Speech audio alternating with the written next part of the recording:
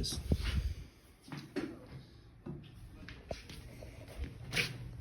Why is that funny, Jordan?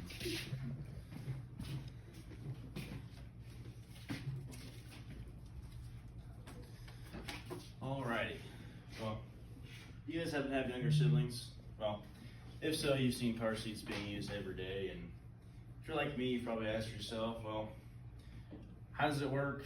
Why do we have them? You know, I've asked myself, are they available to everyone? And I've done my own independent research here, and I've come to the conclusion that booster seats are the safest and most effective way to transport children. And today I'm going to try and convince you that car seats are very safe and effective. My name is Jacob Crenshaw, and this topic first caught my eye because I have 3 younger sisters, and car seats have been around for years. I mean, they've always been such a hassle, in and out of vehicles, finding buckles, getting the kids in. You know, I've always wondered, our main topics today, you know, if you don't know what a booster seat is, what are they? I've asked myself, why do we need them? What does everyone use booster seats? So I've done some research with that. Child, the lap and shoulder belt fit right. Children use a booster seat when they're too big for a car seat, but not big enough for an adult seat belt. So a booster seat basically bridges a gap between a car seat and a regular seat. Now, if you look at on screen here, these look kind of similar. I mean, you have the padding, both go in a car, but the difference between car seat and booster seat, if you notice, uses straps attached to the actual seat. And the difference is booster seat uses the actual car strap. So all this does not reposition the child to have a safe space with the shoulder and lap belt that's a car. This does.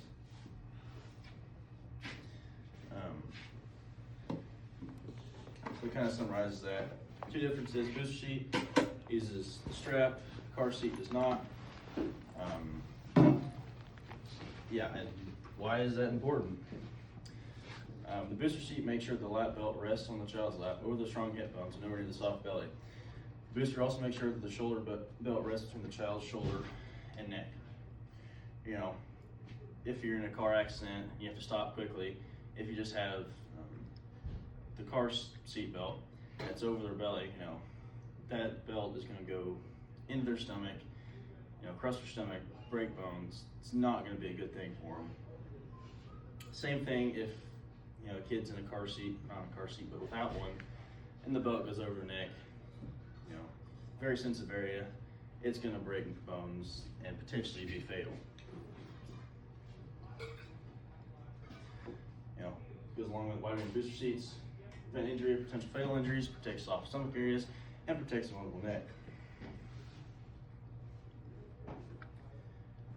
But, you know, don't just take my word for it. I'm just an independent high school kid, and, you know, here's some research to back it up. According to the Children's Hospital of Philadelphia, the use of belt positioning booster seats lowers the risk of injury to children aged 4 to 8 years by 45% compared with the use of seat belts alone.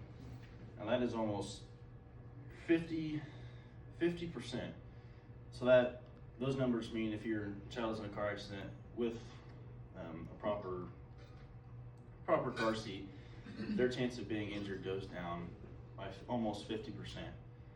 So research clearly backs my claim that booster seats are safe and effective. And then, you know, I go into, well, laws, you know, go along with this research, because here in Kansas, all children between the ages 4 and 7 are required to ride a booster seat unless the child weighs more than 80 pounds, the child is taller than 4 feet 9 inches, or only a lap belt is available, and that comes from the Kansas Highway Patrol. And, you know, laws are there for a reason.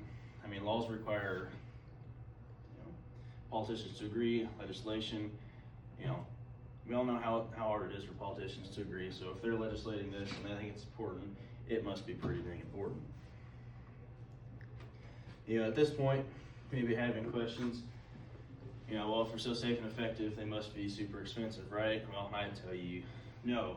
Car seats range widely in price, from inexpensive low-back booster seats that cost as little as $15 to high-end convertible or combination seats upwards of $300. Now, $300 is a pretty penny, but that you're paying for probably the name brand and comfort.